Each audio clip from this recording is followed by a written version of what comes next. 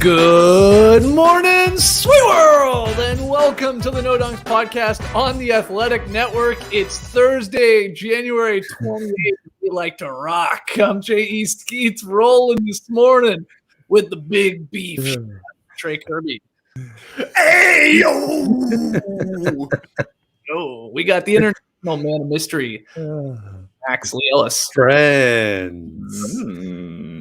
Lily. And last but not least, making that type of magic happen with that cold open, it's JD. Hello. There he is, and here we are. What was that one, JD? I got that was wild. I really can't tell you. I was, just digging and searching and digging, and there it was. And I was like, "This is awesome." And then I realized that's the Eden Center. It's Toronto. Wow. It's about twice as long. It's real, and that guy does a lot of those, and they're all gold. He looks like Dan Hawkins from The Darkness there with the hair going on that leg. I believe in a thing called clothes. Yeah. Congrats are in store for Trey Kirby here this morning. Big news: WNBA star Candace Parker leaving the LA Sparks to join your Chicago Sky. So congrats! I saw you on Twitter. You were pretty pumped about that, TK. Yeah, I don't know enough about the WNBA to really guarantee this, but I'm guaranteeing a title for the Chicago Sky this season. In no way will it be similar to Dwayne Wade coming home near the end of his career after a storied entire career with another franchise. Right. It's going to work out this time. Shout out to Candace Parker coming back to Illinois. We might have to start a WNBA podcast now. Maybe. That is big news, of course, in the WNBA world. Yesterday, guys, before we get to the games, the NBA announced that all-star voting will begin today. Yes, today at noon. It starts up. It will conclude at midnight on February 16th. We don't even know if we're actually having a game, but we are definitely picking all-stars. Fans can submit one full ballot each day through either the NBA app or NBA.com, and you can vote up to 10 unique players per day on Twitter as well. There's going to be 5 days where they do those things where the votes count double, Lily, those big bonus days where you really want to get your votes out. As in the past, a combination of fans, players, and media will determine the all-star starters this season.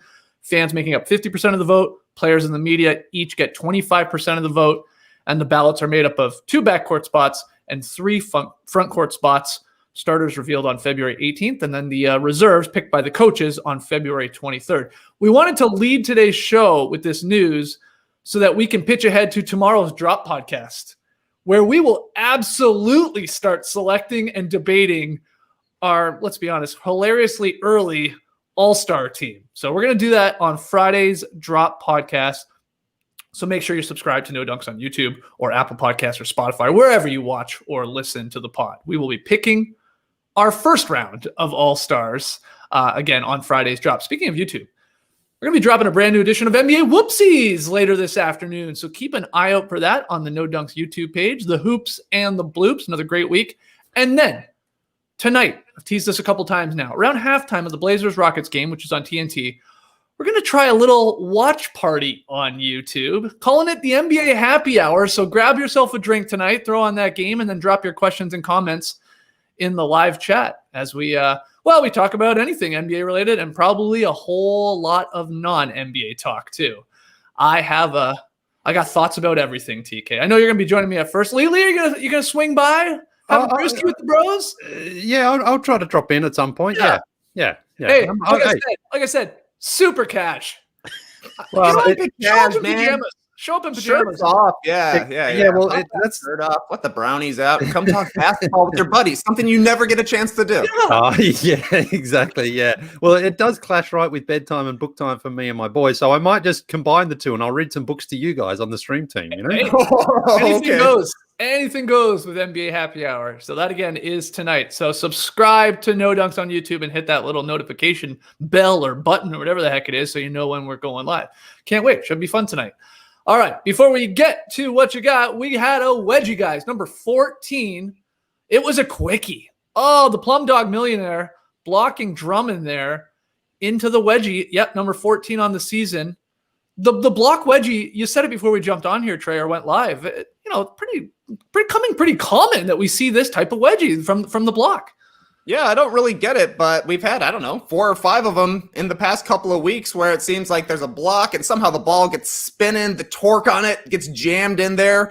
sticking a wedgie. It's great. Yeah, we see it every night. Oh, the rare block wedgie. And maybe that's true in the past, but not this season. In the year of the wedgie, it might even be the year of the block wedgie. It maybe is. It's either it feels like a block wedgie, Lily, or a 3-point wedgie. I Mm. mean, the real rare wedgie is becoming like anything in the mid game or like a layup or some weird thing like that. Those are the rare ones. You know, we've gotten so many wedgies lately. We need a little wedgie break because I don't think they're being appreciated as much as they should be. You know what I mean? Sometimes you get like a wedgie come through in the broadcast. You know, we had Lamar Hurd on yesterday. I mean, he calls out no dunks. Yeah. But that one last night was just like, oh, it's a jump ball, it's a stick. Yeah. And that's what I mean is like, we're just being so spoiled with wedgies this season. Like we almost need just a little break for a week or so. And then we need a big prime time wedgie. That's what we really need is a big a Mike Breen. Yeah. You know, like that's where it's because Mike Breen, he'll say wedgie. He might not say no dunks, but he'll say, oh, a wedgie. That's what true. we need. Some wedgie appreciation. Well, I mean, again, this was a quick one because they didn't leave it up there long. And then, yeah, we were right to the jump ball. I saw like some people were concerned on Twitter. Like, does this even count as a wedgie? Yeah, of course. I mean, they stop play, dead ball. We do sometimes get a wedgie that sticks and then it drops and they continue to play because it's super quick. Now, we don't count those ones. But shout out to everybody, by the way, on Instagram and Twitter and even YouTube. Like, let us know when they see a wedgie. You got to let us know. I mean, that's a classic one, Lee. Like, that's Cavs Pistons on a game where they're on a night when there's like 10 plus games. And we can very easily miss that. Absolutely. The Cavs have been a fun team to watch this year, but you got Lakers Sixers, you got Nets Hawks going. It's tough to then swing over to the queue to tune in to watch the Pistons. Yeah. And like I've said, I mean, it keeps me up at night. I like the missed wedgies that are out there. Like at some point, I'm going to carve out some time and go through every NBA game in history and go through them all. And see if we missed any. We'll get to that in the summer, maybe. But let's get to a little what you got. What you got? What you got there? What you got? What you got there? Yeah, what you got? I haven't done this in a while. Just a fun little twist on talking about a lot of the big games and storylines from last night, right? Let's switch it up. We've been doing a lot of 5 games, 1 takeaway thing on most of these shows. But this one, guys, I want you to just hit me with the more entertaining game. I'll give you 2 options. There's some good games on last night. Nets beating the Hawks in overtime. These guys continue to play great games, Nets and Hawks. Or that Lakers-Sixers game there on the national broadcast on ESPN last night. More entertaining game, Lily. What you got? Well, I was watching the Lakers and the Sixers, so that's where I'm leaning to. I've probably got a little bit of a bias, but that was the big game I really want to see, best road team versus the best home team. Mm-hmm. And I think it lived up to it. I really did, because I think the Sixers were home until about 3 minutes to go when the Lakers put on a huge run, got themselves back to the lead, and then the Sixers managed to get the win at the end. Tobias Harris hit a game-winning shot. So lots of little bits and pieces out of this one. I'll go to a couple of them. Tobias Harris, who is a player who I haven't had a lot of confidence in since he's been there in Philadelphia. He hit 3 big shots in the fourth quarter here for Philadelphia and really, went at his defender, which is important. I think he needs to be aggressive. He needs to be that other scorer, because as good as Ben Simmons was last night, and he had a very good game, when it comes down to crunch time, he's not going to take that shot. And Embiid was having a good game as well. He's going to get a lot of attention. So it falls on someone like Harris to step up and take that shot. And he did. And he knocked it in. And he saved a victory for his team, because if the Sixers had lost this game, that would have been a devastating blow to them, because they basically led virtually double digits as well in that fourth quarter until they went a little bit cold. The Lakers got hot. Caruso and Schroeder hit some big threes, and then LeBron's gorgeous bounce pass into Anthony Davis to give the Lakers the lead there late. And you thought, yep, the Lakers had done it again. They just pulled this victory out, but the Sixers held firm. So I thought that was very impressive. Now, there was 2 very big sort of non-turning points, as it turned out, in this game, and it was the flagrant fouls. First one, LeBron James on Joel Embiid. Now, Joel Embiid went up, and LeBron, he definitely laid both hands on him, and it was one of those situations where it looked worse because of the way Joel Embiid fell and landed. And I was thought, he's not going to come back. There's no way he's going to come back. Because he'd been having back problems too, and he landed right on his tailbone. Yeah. Big, heavy guy who goes up like that and lands, and instantly he was in pain, and you're like, oh my God, that's bad. Now, LeBron was assessed a flagrant 1. After the game, Embiid thought he should have been ejected for a flagrant 2, but I'm going to give LeBron the benefit of the doubt here that sometimes, when you connect with a person, just the momentum of them can make things look worse. I don't think LeBron had any nasty intent. I think he sort of tried to take a foul, but just as Embiid jumped, he sort of, his hands just laid on his body, and then he fell badly. So I think the referees did get that one right. I can see why Sixers fans are like, oh, LeBron, the refs are always bailing him out. I really don't. Sixers fans, I felt like Draymond Green fans were more upset last night on Twitter. If Draymond does that, he's getting 10 games. And that's the easy comparison to make. Maybe. I think the referees got that one right, a flagrant one. I don't think. Well, let's ask. I'm sort of with you, but Trey, what's your opinion on the LeBron one to start with here? That the flagrant one that he got. Do you think he should have been ejected? I think everybody's right about everything because I don't think that LeBron should have been ejected. It looked like a flagrant one to me, like you're saying, Lee. It was an intentional foul. It looked like he was trying to foul Embiid, but Embiid falling over definitely made it look worse. But if you are a Sixers fan, if you're Joel Embiid, I think he's totally right that if it was him doing that, he gets ejected from the game for a flagrant too, because there is a reputation quantity to these sort of fouls. A Draymond Green would likely get ejected as well. I remember Andrew Bynum did basically this exact same thing to JJ Barea 5,000 years ago. Yep. I'm pretty sure he was ejected and eventually suspended, right? But it looks different when it's Andrew Bynum, a giant, Joel Embiid, a giant, doing it to a small guy like JJ Barea. When it's LeBron doing it to Embiid, it's a little tougher call. But, I think that Embiid has a case. I think that pretty much anybody except for the King probably gets ejected there. Interesting. Yeah, because you're right, Lily. I mean, he puts both his hands on him. There is no doubt. Almost in a way to brace himself from maybe getting dunked on in a way, that type of thing. But he doesn't LeBron definitely doesn't extend and super push him or stuff like that, which you don't want to touch anyone in the air. I get that because it's always dangerous. Your balance is you're at the mercy of someone pushing you, as we've seen many times, especially guys coming from behind.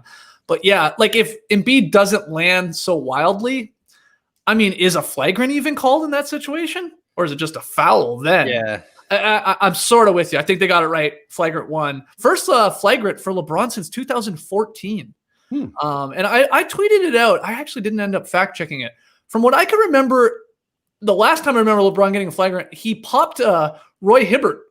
Remember him? Remember those Heat Pacers matchups?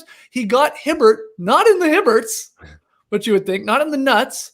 He got him in the face with an offensive foul, elbow. Yeah, LeBron sort of was attacking the rim and caught Hibbert up top and really clocked him, and he got a flagrant one for that. Look, if you're going to be making your name on verticality, that means your body is straight up and down. Right, you're going to take some shots to the Hibberts and to the face. It's just a matter of, is it the knees or the elbows that hit first? That's right. And anyways, were you going to continue with the second one then on Embiid there, Leela? Yeah, so only a minute or so later there, Embiid goes into the lane and he sort of does the rip through kind of, Euro step move around Anthony Davis, and he clocks him on the chin with his elbow, and he's also assessed a flagrant one. And I also think they got that one right too, because last week it was against the Lakers and the Bucks. Giannis got a flagrant one for doing the similar sort of move on Montrezl Harrell, and he caught him flush on the chin. So they do call that a flagrant one. Now, it's different, I think, when you are swinging your elbows because you are in control a little bit more. And I think, we've seen Joel Embiid that time where he whacked Jarrett Allen in the playoffs. He should have been suspended for that one because he just, or ejected because he just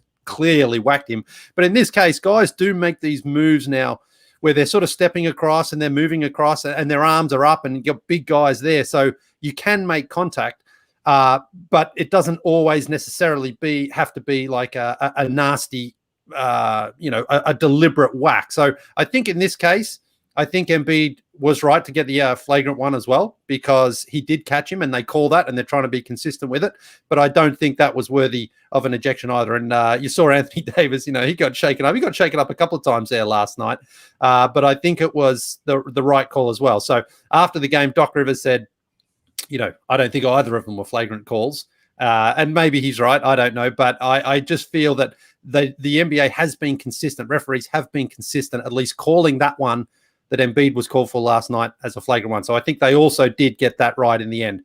But, it wasn't a spiteful game. There wasn't any other sort of lingering issues out there. It was just a good competitive game between two teams playing really well. And, those incidents happened. But I think because there wasn't any sort of follow-up fouls from other guys, that sort of indicates to me that they both recognize they weren't intentional acts by LeBron or there by Joel Embiid on Anthony Davis. I'll tell you what, if we ever get a Sixers-Lakers game during an NBA happy hour, we're making a drinking game. Drink every time AD or Embiid hits the floor. Wasted. Oh, my God. Especially Embiid.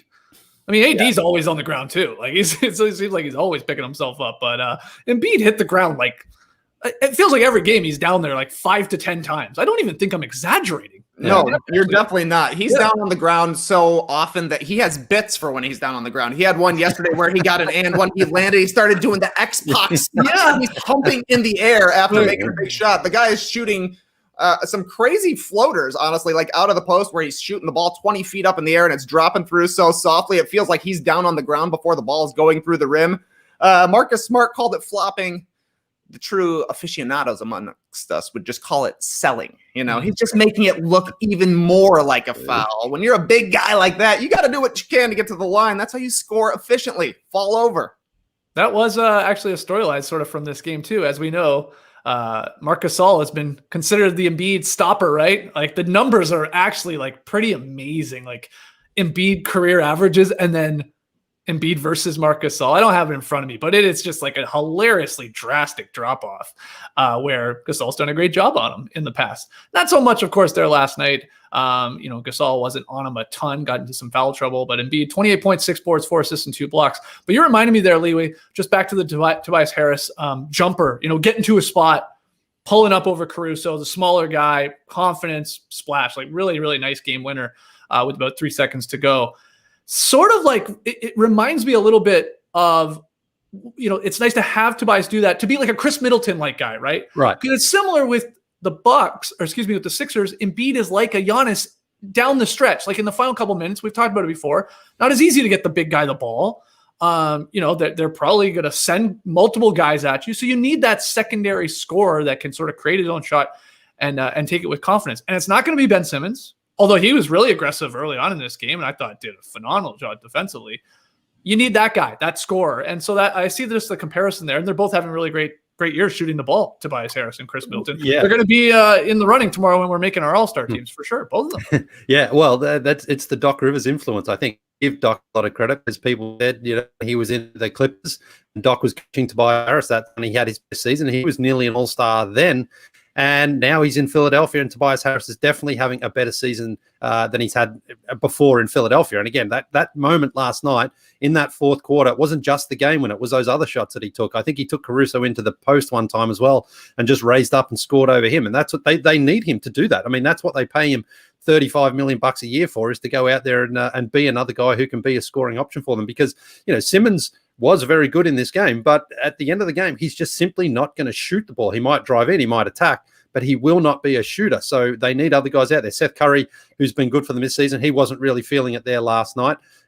So it's on Harris, and I thought he was very good. So, yeah, overall, just a good win for Philadelphia because, as I said earlier, if they dropped this one after leading it all night and the way that the Lakers closed, that would have just been a devastating end for them. And Embiid, he had 28 points and 6 rebounds, but he wasn't he didn't completely dominate, but he certainly did, again, pick his spots and look to be aggressive. And that's what he needs to do because he's got a variety to his offensive game that makes him hard to defend, certainly one-on-one. Mm-hmm. Anything to add to the Nets-Hawks game? Again, I slipped it in there. It's like the third time they've played a really, really entertaining game. I'm seeing a lot of people saying, can we hope this is somehow like a playoff series? It would be a pretty fun, 1-8, 2-7, whatever, maybe possibly even maybe a 3-6 matchup. Sign me up for that if we're going to get games like this between these two teams where there's not a lot of defense, but my God, there's a lot of scoring. Yeah, I totally agree with you, Skeets. Unfortunately for us, these two teams are done playing for the season unless they somehow meet in the playoffs. All three of them have been really fun. You remember the first game between these two, it was like 141 to 140 or something like that. They decided to play a little more defense the second time around. Third time around, maybe a little bit in the fourth quarter here. I don't know. It was a fun game to watch, though, too, just a little bit overshadowed by the crazy ending of the Lakers game, but this one was consistently great throughout, I thought. The Hawks obviously aren't on the Nets level yet, but they're closer than you'd think. I think we saw a little bit of how the Brooklyn Nets defense can actually improve going forward in this season. There was a play where John Collins got isolated on Harden in the post. Harden takes a bump, and then KD comes down from the corner, smacks the ball out with a huge block, and that to me is how the Nets are really going to be a quality defensive team when it comes playoff time because, yeah, they can bring in other guys. They can bring in somebody to improve their Jeff Green spot because Jeff Green is obviously playing a ton of minutes on a title contending team again. How does it keep happening? The guy has what a career for Jeff Green. But nonetheless, you're going to have Harden, you're going to have Durant, you're going to have Kyrie on the court, no matter what. The key to them having a good defense is getting a good effort from those guys. You see Harden giving up his body, taking a bump from a bigger guy. You see KD willing to help. That's how the Nets become a quality defensive team, or at least a team that's good enough on defense that their offense can take them home on the other side. Absolutely. All right, our next one here, I'll just ask it. I'll just jump right into it. Who gets traded first? Bradley Beal from the Wizards or Aaron Gordon from the Magic? Beal, again, 47, I think it was last night, in another Wizards loss. Aaron Gordon going through the motions, if you caught any of that one. A brutal game from him. Trey, what you got? Beal or AG? Who gets moved first here? It definitely looks with your eyes. It looks like it's going to be Bradley Beal because, like you're saying, Skates, it happened again last night. 47 points, and the Wizards lost by basically 20 points. I saw the tweets coming through as it was happening. This was not appointment viewing for me, but you see him coming through. Ooh, Bradley Beal's got 24 in the third. He's got 40 through three quarters. I didn't even need to look at the scoreboard to know that the Wizards were losing by 20 because that's exactly what it is. There's a great tweet from Law Murray, our athletic colleague last night, who said, in 12 months, we've seen so many pictures of Bradley Beal just looking so sad on the sidelines to the point where he was asked about it in post-game press conferences saying, yeah, I know I need to be better at that because I know I'm going to be memed instantly anytime it happens. And it seems to be happening a lot.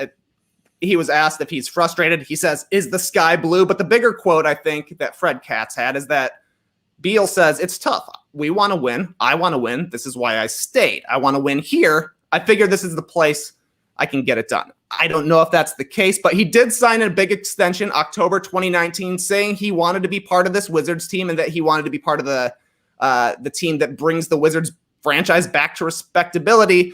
I did see some big names on Twitter talking about a potential Otto Porter for Bradley Beal deal, but there's no reason for the Wizards to trade Bradley Beal right now. It's going to take a huge package to get it done. That's why I actually think Aaron Gordon is more likely to be traded. He's on an $18 million deal this season, $16 million only next year. Yeah.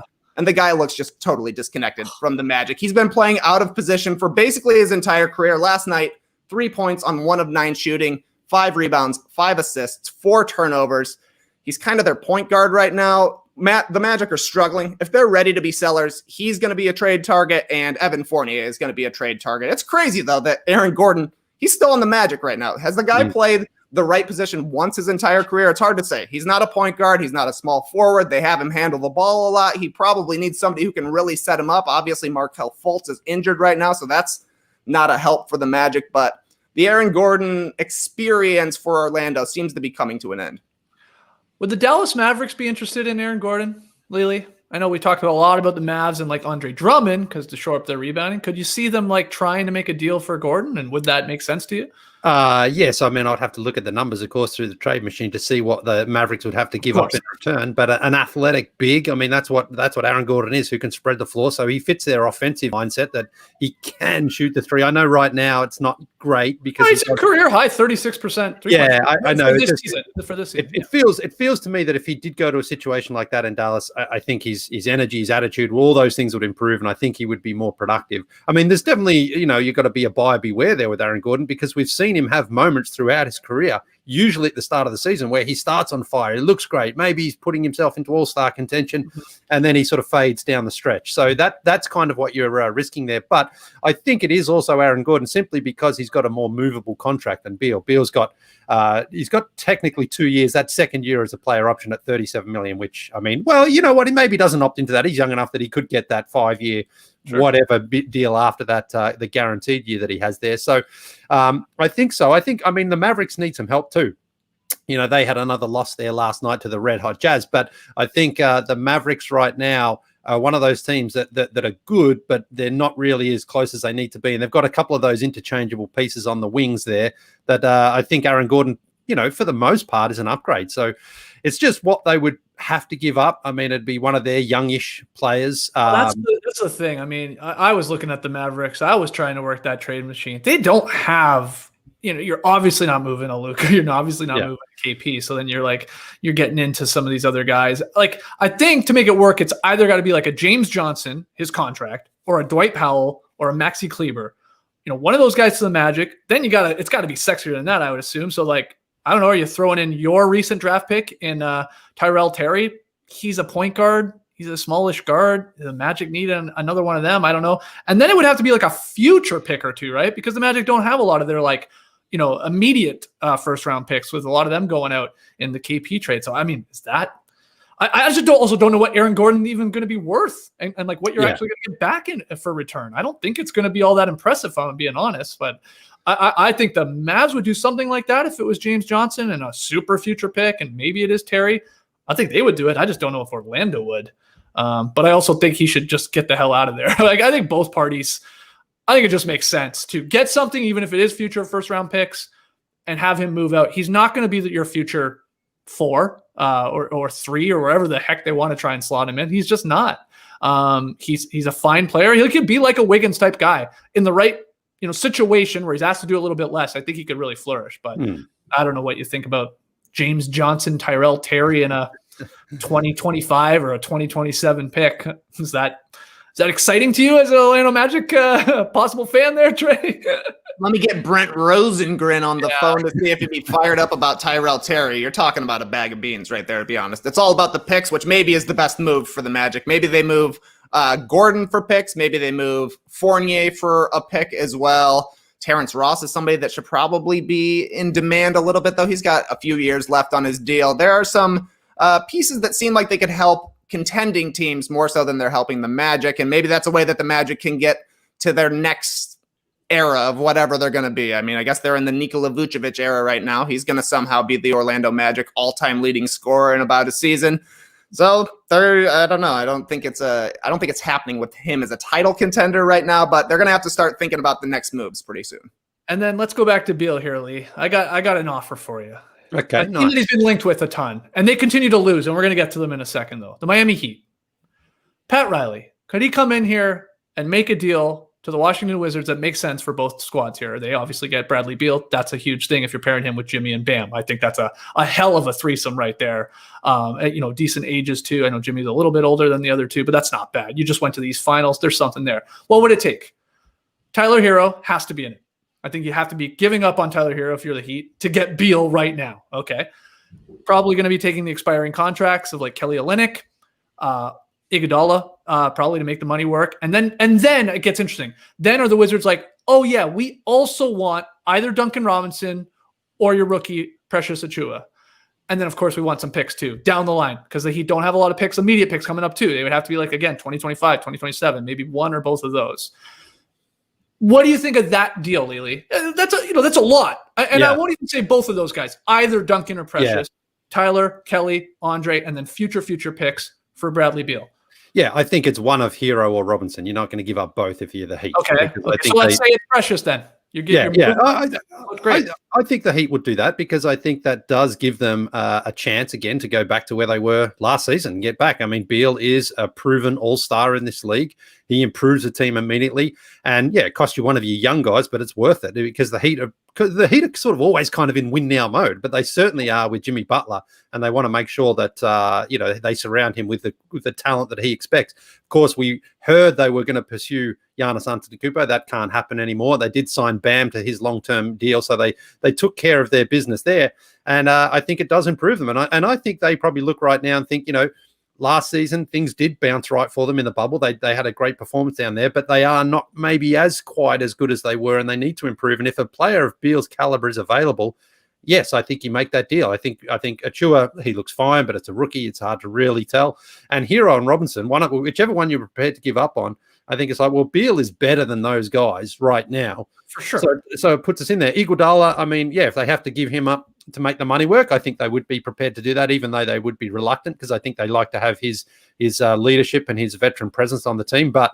you're improving by having Beal on the team. So I think the Heat, I think that's not a bad deal. I think there is something there. As far as those picks, who knows exactly what's going on there. But if you're the Wizards as well, you may as well cash in and try to get some young players, because that's the interesting part. Is Tyler Herro enticing enough to build a trade package around for the Wizards from their side of things? Or would they prefer no, give me 4 or 5, first round picks, more go that route? Or is it okay, Tyler Herro and even Precious, those are two good players. Tyler Herro's 21, right? I mean, Tyler Herro could be Bradley Beal for all we know in 4 or 5 years, right? that's where I'm curious what the Wizards think of trying to get something back. And look, Beal hasn't asked to be traded. They may not want to trade him. Trey said it. I mean, what? You're the Wizards, so you might as well just have a guy in your team scoring 40, 45 a night. At least you're still in the news. You're not winning games, but you're still of note. But Miami has no draft inventory, really. Again, really, really future I'm talking about when we're getting into 2027. But Tyler Herro is a hell of an intriguing player. And I'm sure some Heat fans are even like, no way. Like they're that in love with Tyler Herro. And you fall in love with your own guys for sure. Especially your young guys who could be a Beal, a Booker, whatever Tyler Herro turns into. But I don't know. The killer bees there, Trey, if you're the Heat, in Beal, Butler, and Bam, that's a hell of a good three, I think, with obviously some pieces still around in Dragic and stuff like that.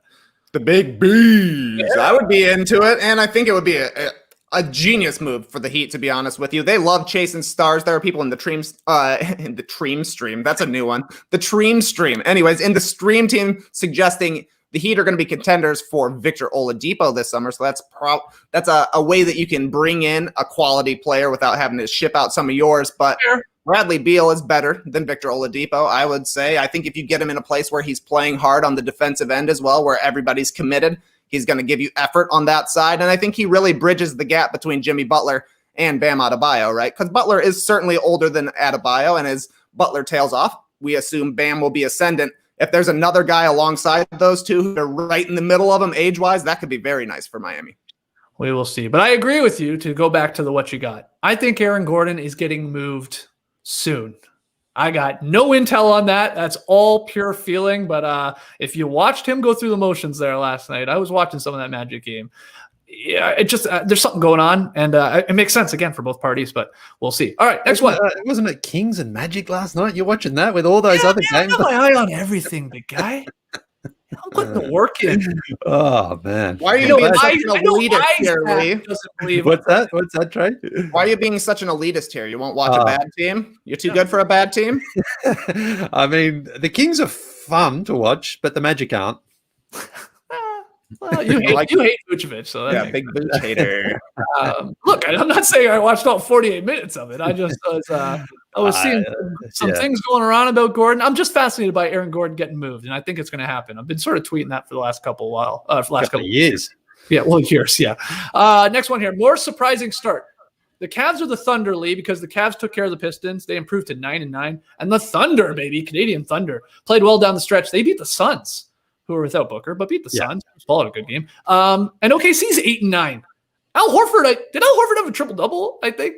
He had a great line. I know that. So what's more surprising? The Cavs or the Thunder? Both these teams people thought might be the worst teams in the league. Yeah, and I guess we shouldn't be surprised that the Thunder are pretty competitive because last season I think people thought as well that they probably wouldn't make the playoffs and that when Chris Paul wasn't going to stick around, but he did and they played well. And I think that's the sort of mentality that at least Sam Presti brings to his team. He's like, we're not tanking. Okay, I've got a ton of draft picks here, but if you're on the team, I expect you to play hard and to play well. And, they got Gilgeous-Alexander in the big Paul George deal. So, he's a part of their future and they're just playing good, consistent, steady basketball again. I think clearly the Cavs at 9-9, even though it's 500, it feels like they're much better than that because they've been quite a story this season. And even though they only beat the Pistons last night, there's something believable about the Cavs right now. Whether or not it will last, I'm not sure. And certainly, they will regress at some point throughout the season. But it feels as though this is more than just a 1 or 2 week flurry here from the Cavs. It feels like they are a team that is at least going in the right direction with their young Sexland backcourt. And, of course, Andre Drummond, he's been very, very good for them this season. So I think the fact that they are, again, they're 9-9 and the Thunder only 8-9. So they've basically got identical records. Right. But it just feels to me that if you had said this to me at the start of the season, which team is going to have a better season, I would have just been instantly like, well, the Thunder, of course, because it just feels like they've Even though we said OKC looked like to be the only team in the Western Conference that might actually lean into the tank, because we were saying that when the season started. Looking at every other team, we're like, no, the Wolves don't want to tank. No, the Kings don't want to tank. We went through all of them and said, OKC, okay, that one makes sense. They might. Yeah, but they've got, competitive players and Al Horford and George Hill there and Dort. Dort's a fun guy to watch. So I just hit that three late last night, really? The Dort dump three. The guy shot it and then instantly hit the squad as it was going. And I was dying. But yeah, like I say, the Cavs I thought were going to be boring and not very good. And they've been the complete opposite of that. So it's the Cavs for me, for sure. Okay. This is a tough one. More surprising start, Trey. Where do you go? Cavs or Thunder? I'm with Lee on this one. I do think it's the Cavs because it feels like it's going to last at least as long as Andre Drummond is around there to clean up the boards, clean up the mistakes, and be a presence inside. Because the forcing turnovers is working. The playing fast is working for the Cavs. They are probably still catching teams off guard a little bit with the way they're playing, but it's certainly working for them. And it's a young team, obviously, but it also has some established players or guys who have been around at least for a couple of seasons to the point where you're like, is Darius Garland really going to improve? Is Colin Sexton really going to improve? We've seen what Andre Drummond has done on a bad team, but these are guys who have completely changed my perception of them this season. Whereas the Thunder, I just don't know how it's happening. I don't understand how they're able to start Isaiah Roby every single night and then go out there and look like an incredible team. They're all tied together defensively. Shea has been great. Like I have always said, he's a future all-star out there. I don't know if it'll be this season or next season, but maybe the one after that he could get in the mix. But he has been playing incredibly well. The Thunder look great. The Cavs look great. In a couple of months, are we saying this when there have likely been trades for both these teams? Maybe not. Some team has to actually be the worst team in the league. Doesn't look like either of these ones, though, and they would have been good bets heading into the season. Yeah, again, tune into tomorrow's Drop podcast to see whether or not Trey and I fight over SGA being included on our early All-Star team. Will he be? You got him as a starter? We're not starter. We're doing the whole thing tomorrow. We're going full roster tomorrow. Yeah. I was thinking about it though. I hate to say this, but it's always true. Like the CJ McCollum injury to him with the Blazers there, I was like, oh, that might actually help SGA actually making this team for real. But anyway, as long as they keep winning, he's going to make that all-star team. I'm going to keep saying it because he was great, again, down the stretch, setting up guys and hitting some key shots. I do worry with the Cavs. Is there and I remember you always talking about this back in the day, Trey. Is there any concern that the Cavs right now are doing like, I think it was like the 2013-14 Suns, where they like totally like blew expectations out of the water and they were playing so well. That was the year where they won a ton of games but just missed out on the playoffs still in a loaded West. And then they were like, oh, this is our team. Let's run it. Let's go with it. And it was like, oh, that ended up backfiring. Like, I guess my point is, like, we talked a lot about the Cavs moving Drummond, moving some of these other things. They're not going to move like Sexton or stuff like that. But like, are they going to win too many games here where they're like refuse to move on from some of these guys? Because that is true or no, because it's just Drummond. Like, they're not moving Okoro. They're not moving Sexton. They're not moving Garland. So it doesn't matter. Like, what do you think? That's a great question because Drummond has been instrumental to their success, but bringing him back definitely feels like a Phoenix Suns trying to get back to the playoffs move. Yeah. Clearly, the best move for them long-term will be moving him for a player who helps in a couple of years or some picks that are going to be movable as well. Whatever they're able to flip him is really going to be what how Drummond brings value back to the Cavs, despite the fact that he has been incredible for him this season. They said heading into the year that they wanted to accelerate the rebuild. I don't know exactly what that means, but it feels like the rebuild has been accelerated, but bringing back Drummond on a huge deal would be bad news bears, I do think. Apparently they're trying to move Kevin Love as well. There has been a little bit of drama with regards to, are they going to buy him out? Are they not going to buy him out? Are teams really interested? Are title contending teams interested in trading for him? But they've got some pieces that can help them eventually in the future. Even if they're going to take a little bit of a step back here, it'll be weird, I think, if the Cavs are one of the success stories of the first half of the season, then they trade one of the guys who's been part of that success. Right. But maybe it's the smarter move in the long term. Yeah, we will see. That's a fun one for you guys out there. More surprising start, the Cavs or the Thunder. Final one here, more concerned about these two teams, the Mavericks or the Heat. The Mavericks got punked by the Red Hot Jazz. Jazz won 10 straight. So Mavericks fall in 8. And that was like basically a full squad there for the Mavericks. They had both of their star players, of course, in that loss, and they got embarrassed. The Heat, still without some of their best players. We got to add that in there. They lost big to the Nuggets at home. I mean, they got embarrassed. They're 6-11 now. So of these two teams that we both expected to be really, really good teams, at the quarter mark here, Trey, who are you more concerned about, Dallas or Miami?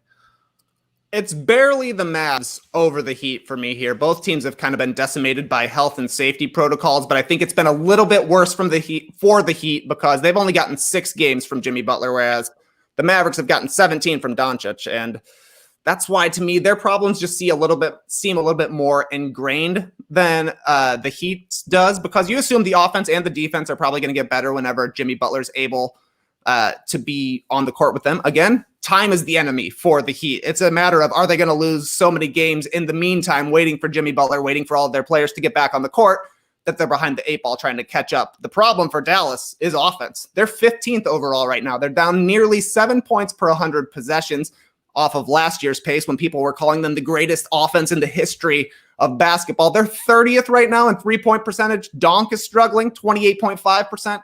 Porzingis, 29.4%.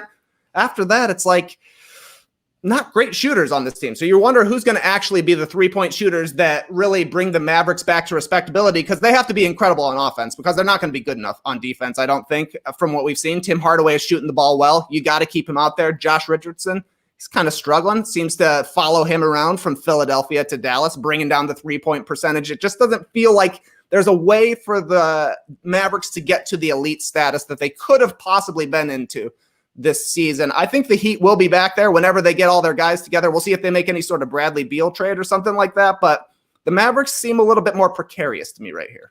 Yeah, Lee, you got 2 giant buttons in front of you. One panic button for the Mavs, one panic button for the Heat. Which one are you slapping first? Yeah, it's the Mavericks because, as Trey sort of says there, I feel when Jimmy Butler gets back, there's just a certain level of like confidence that I have that Miami will be able to sort of lock in, get a few wins under their belt and move forward. Whereas the Mavericks with Porzingis and Doncic right now, that, you know, this is basically their 2 best players. And I think teams are basically loading up on Doncic a little bit more and saying, like, you know, because he's averaging virtually a triple-double and he's got such a heavy workload for that team, that teams are kind of like, we can pretty much live with everyone else on the Mavs, even Porzingis for now, until he sort of really gets to his full strength, that the Mavericks are beatable. And, you know, the Heat, obviously, again, they got punked last night at home against a good team in the Denver Nuggets. But I really feel that the Mavericks need to change their personnel, whereas the Heat have just got to get their players back from injury. That's the concern for me, that this is going to be one of those seasons that even if Doncic continues his incredible season and maybe he averages a triple-double, it's like they could finish 10th in the Western Conference still. So they need to improve some of their supporting players, whereas the Heat it just feels like once they get everyone back, they'll be okay. I just feel that about them because we've seen it. Whereas, you know, for Dallas, it's like, what is Porzingis? Is he really that number 2 guy that the Mavericks? I heard he's a unicorn. He is, and look, you know, we've seen him have some incredible games. There's no doubt about it. But you know, is he a long-term viable option there to really pair alongside Luka, that they can score fine, but can they defend? And that's the thing. And again, I think teams look at Doncic and they go, like, this guy is a legit star, so let's pile up on him, make him work so hard on both ends of the floor that he just can't carry his team. When you're relying on your Tim Hardaways and your Dorian Finney-Smiths and Trey Burks to be the guys who, like, okay, those guys need to all be firing to keep the Mavs in a game. So, yeah, I definitely think it's the Mavs who have got a little bit more concern than the Heat at this point. Yeah, we'll see which one of these teams blinks first, maybe in regards to making a trade too, as we've talked about in the past. Both of those squads, I think, could shake it up and try and go get one of these sort of bigger names that could be had, I think, for the right deal. But both of them don't have a lot of draft picks. That is one issue, especially in trying to get a guy like Beal. They just don't have a ton. They've already swapped them out for other deals. One thing from this game, though, Trey.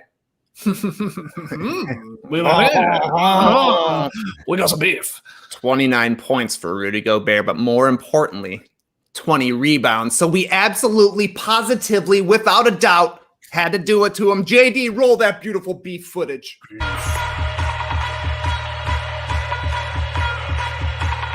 Rudy Gobert grabbed 20 rebounds. That's a lot of roast beef.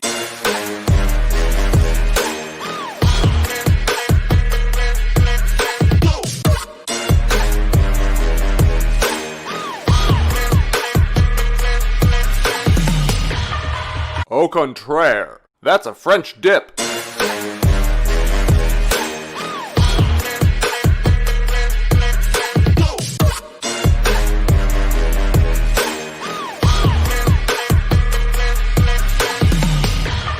No dunks. We love roast beef, which is rebounds.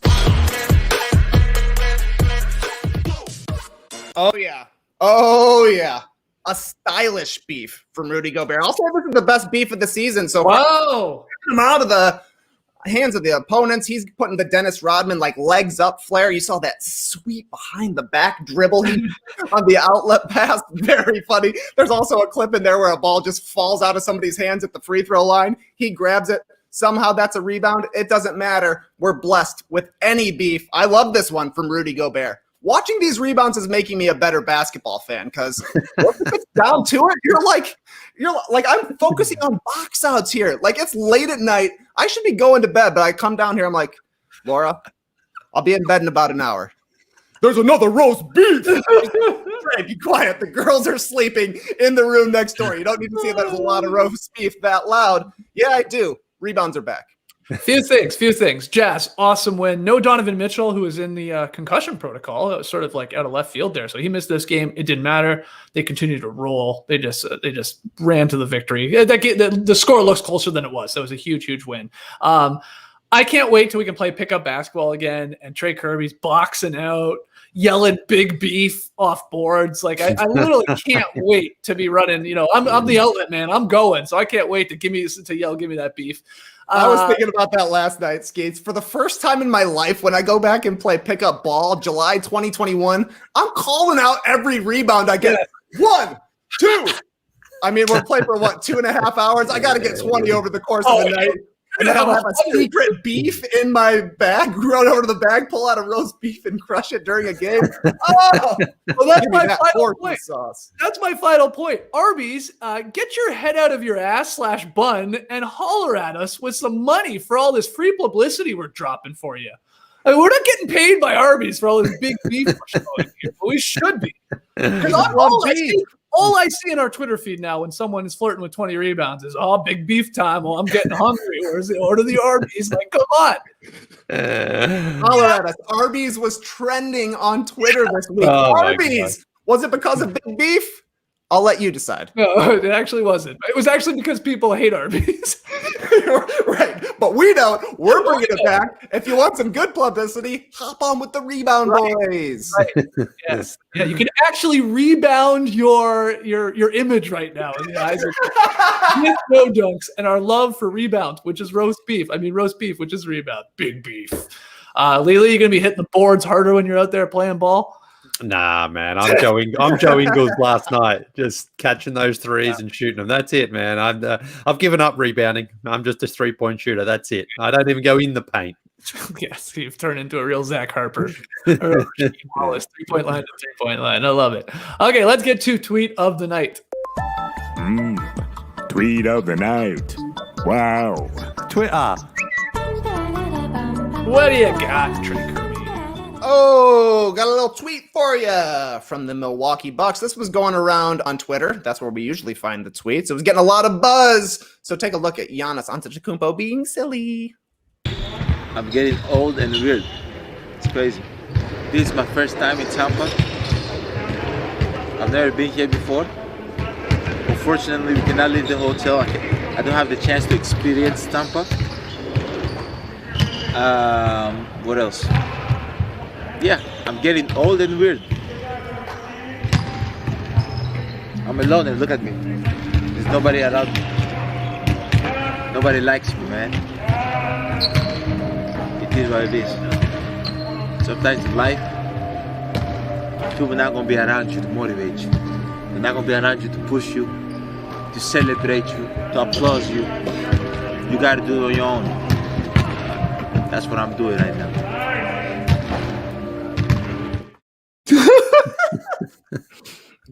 I was going to ask you guys, what's something old and weird you do? But then I realized we talked about cream rinse and cleanies for like 15 minutes yesterday, both of which are old and weird. The old weird thing I did today was use a honey dipper. What's a honey dipper all about? Just a piece of wood you stick in there, an old weird thing that still exists.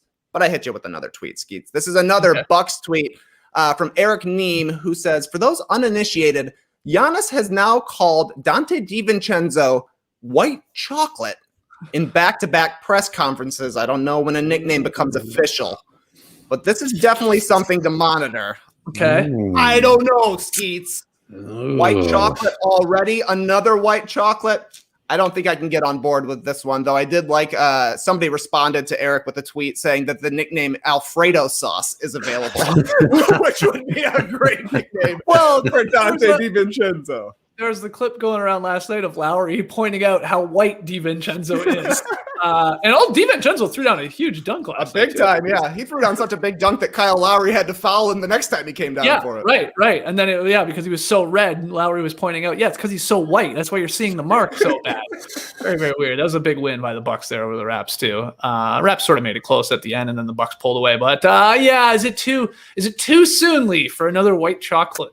Yes, it is. So White Chocolate's an iconic nickname, and I don't think anyone who knows anything about the history of the NBA doesn't automatically just say that's Jason Williams. Mm-hmm. So DiVincenzo, if he can, provide enough highlights and enough, that's the thing. He's not white chocolate enough. No. Because White Chocolate specifically is those passes and those plays. Not necessarily scoring or anything like that or shooting, but it was like he definitely had his own style. Mm-hmm. And that's what DiVincenzo has to do. He has to create some sort of playing style that's like, okay, we can clearly see that's you. You can't just say, well, you're White Chocolate because it's cool. I mean, it's a cool nickname. It's a great nickname. What about Alfredo sauce, though? You don't like that one as much? I don't mind. I wouldn't want to be called Alfredo sauce. But if everyone else is like, here comes Alfredo sauce down the lane, sure. Sure. Right. It's a heavy dish. Someone here, Zach McDonald in the stream seems. What about Creamy D? Yeah. Sure. Creamy D and spicy P. Yeah. Cream Rich and Creamy D. Back to the Giannis clip too. That's such a great clip. I was crying, laughing, watching that. I actually hadn't seen the whole thing. I saw like the screen grab going around last night where it says I'm old and weird, and I was sort of like, "What is this from?" But so I hadn't seen that video yet. That was the first time for me. That's amazing. He really commits to it, huh? It almost turns into a wrestling promo there at the end. It's like, I got to do it all by myself. And that's what I'm doing out here. Felt like he wanted to drop the people's elbow a little bit. Yeah. Oh, God. His arms get bigger and bigger every time you see him. Guy's just getting more lifting all the time.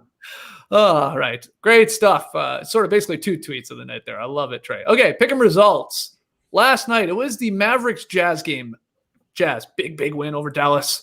They were favored by 4.5, took care of that. No Mitchell, as I said. Really good game from Gobert there with the French dip beef. So what that means is it's over. Yes, our first pick'em of the season, it's a wrap because Lee, Trey, and myself had Utah. They got the victory. That improved Trey and Lee to 11-13, me to 14-10. Not bad there. But Tass, he picked Dallas. He had to swerve. He was getting a little desperate because he was trailing. He got another loss. Tass 8-16. Tass is usually really, really good at this. So he started slow here this season. He will be having to pay off the pick'em loss. So if you have a last-minute idea for a pick'em payoff for Tassie to do, probably early next week, if we're being honest. I don't think we'll get to it tomorrow. Let us know. Tweet at us at No Dunks Inc. Let us know in the stream team. Let us know in the YouTube comments, or you can email any ideas you have to nodunks@theathletic.com. Tassie will be paying it off. Good victory from you guys there. You must have been happy with that, Lily. You will not be having to funnel a bean bong. The funny thing was so many games on last night, and Tass obviously had to swerve. I'm a little surprised he picked that game. Right. Because the Jazz, just super red hot, and the Mavs not. And I thought, that's a fair. I mean, I guess that's it. I guess maybe he thought, well, those other guys are definitely going to pick the Jazz. I guess that was it. I think that's what his thinking was. He's like, one of you two is going to take the Jazz, so at least the option to take the Mavericks. Yeah. But no, this one was over very early on, even without Donovan Mitchell, as you mentioned there. So Jazz rolling. Tass will be paying it off early next week. If you have an idea, let us know. Okay, we'll call it there. So we won't make our picks tonight. We'll start it up early next week. On Monday's show, we'll start making our picks again as we reset the scores. Everybody goes back to 0-0, and we see who comes in last and has to pay it off. Always fun. All right, guys, email us your questions and comments for our next Beach Steppin' podcast. NoDunks@theathletic.com. We dropped a new Beach Steppin' yesterday. It's a spunky episode. These Beach Steppin' podcasts they're starting to get crazier and crazier. I think we're getting like loopier and loopier, no doubt, as the season moves on and the workload continues to increase. But they're a lot of fun, and you guys send in some fun questions. Look, I'll be honest. There's not a ton of basketball talk in these Beach Steppin' podcasts. There's like 1 or 2 basketball questions, and then they're crazy. And we go off on some insane tangents. Tass is singing at some point. Lee's pulling out a handkerchief, and he's waving it around. And he's going. So anyway. Again, they're a lot of fun. So go check out the Beach Steppin' podcast or join us live for those at 3 p.m. on Wednesdays on YouTube. Immaculate items always available for sale over at nodunks.com. Go get your No Dunks merch. And we're talking with Breaking Tea as we speak. Some emails have been flying back and forth this morning. Some new gear on its way soon. I would actually, you know what? I'm going to lock it in. Monday, we're going to have new stuff up at the nodunks.com store. Yeah, a lot of new stuff by the looks of it. So, either go get something now or you can even wait till Monday if you want to do that. We'll let you know when that stuff goes live. And finally, if you haven't already, grab yourself an athletic subscription. Go to theathletic.com/nodunks where you can sign up for just $3.99 a month, get the best damn sports writing in the world, get podcast ad free. There's not just No Dunks on The Athletic, by the way. I mean, I know you guys know this. There's The Ding. There's all these great podcasts about team specific shows. And then there's like, I always forget there's other sports going on. They have other sports. There are other sports. There's a football podcast. I listen to the Athletic Football Show every week. It's the only reason I know anything about football. Can't wait to hear my man Robert Mays breaking down how the Bears are going to get Deshaun Watson, right some wrongs in Chicago. Come on, you can't get Candace Parker and Deshaun Watson in the span of the same week here or something. I don't know. 2021 looking pretty good. The Bulls are back. The Sky are back. The Bears coming back. Oh my goodness. I have to move home. So yeah, go to theathletic.com/nodunks. Get yourself that athletic subscription. Anything else to add, gentlemen, here before we wrap it up? NBA whoopsies coming later today and tonight. I'll just remind you one more time. NBA happy hour. This is something new for us. We're going to try it. Who knows what's going to happen? We're going to jump on YouTube live around halftime of the first game on TNT. It's the Blazers-Rockets game. And just shoot the shit. Crack a beer. Talk hoops. Talk nonsense. Yeah. Go to watch the game. Maybe not. Who knows? We'll have some fun, though. So check it out. Also, quickly, I'm popping packs with Coyote Peterson this afternoon, 3 p.m. Eastern on YouTube. Okay. Shout out to his son, Pup. I know nothing about this man, but this is, like you said, you gave us the tease or the hint that he's Steve Irwin-like, so that's obviously a man of the animals, is he? Check him out on YouTube. Yeah, it's going to be fun, and he's a big basketball fan. So this is going to be a real, worlds colliding here. I'm not sure what's going to happen. But just join us 3 p.m. on YouTube this afternoon Eastern, and we'll have some fun. Who knows where it's going to go? Okay. So this is not on Instagram where you usually have been doing it. Today. No, we're going to do it on YouTube today because Coyote has a big following on the YouTubes. So natural habitat, you would say. Yeah. I'm very excited for this. I'll be tuning in live. Yeah. Okay, so 3 p.m.-ish, that's what we're saying here? 3 p.m. Eastern, yeah. I'm going to get out the Acme basketball cards. Yeah, I don't know. Coyote, Wiley. Okay. That's not bad, man. Just don't say it to him, though, okay? Hey, listen, man. Anything goes for this one today. I don't know where it's going to go. So, all right, I'm excited. Coyote Peterson and Lee Ellis opening up an old pack of basketball cards. I wish the cards you were opening up so much were animals. So much. Well, there might be big dog Glenn Robinson. Yeah, I know. I'm sure you'll probably. Are you going to actually open a pack, or are you going to plant this pack? What are you doing here? Listen, I can't reveal all the secrets. It's what TV's like. You've got to leave something there for the fans. You can leave that intrigue. Hey, it would be fun. Yeah, go ahead. By the way, Lee, most of the time we've been signing these cards to give them away. Trading cards are hot right now, mate. You got to keep an eye out for those Gym Mint 10s. These could be worth $6 to $7 a piece. Yeah. These cards are pulling out of here. The big packs. I've been seeing some of the stuff on YouTube, on the YouTubes, if you will. When you get a big card, man, don't just toss it. Don't write your name on it.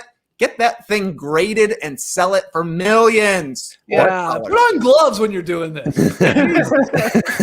You keep eating potato chips and touching on the cards. That's what still surprises me whenever something like that happens. People send me the links on Twitter and stuff about someone paying $2.6 million for a card, and I'm like, what the fuck? is wrong with some people to spend that much money on a card? On a card. Big business, man. I think Simmons, or The Ringer, I should say, is starting up a podcast solely dedicated to trading cards and the business behind it. It's a big deal, Lee. So keep your eye out for and Al-Nabi, yeah. I can't even say it. Yeah, the first Egyptian born in the NBA. That's right. That card goes big in Egypt, man. I think Abdul Nader was also born in Egypt. I think we have 2 Egyptian-born NBA players now, I believe. Yeah. Learning some things. Okay, so popping packs today, NBA whoopsies today, NBA happy hour tonight. My goodness. Keeping JD busy in the factory. Classic factory, continuing to pump out the classics. All right, thanks for joining us here this morning. We will see you later today, tonight, or tomorrow. Clipper Bros. You heard it here first. Have a great time. Turn up. Love you guys. Awesome. Thanks for joining us, and remember, Arby's, we love roast beef. Now give us the cheddar. Embrace the day, people. You could stay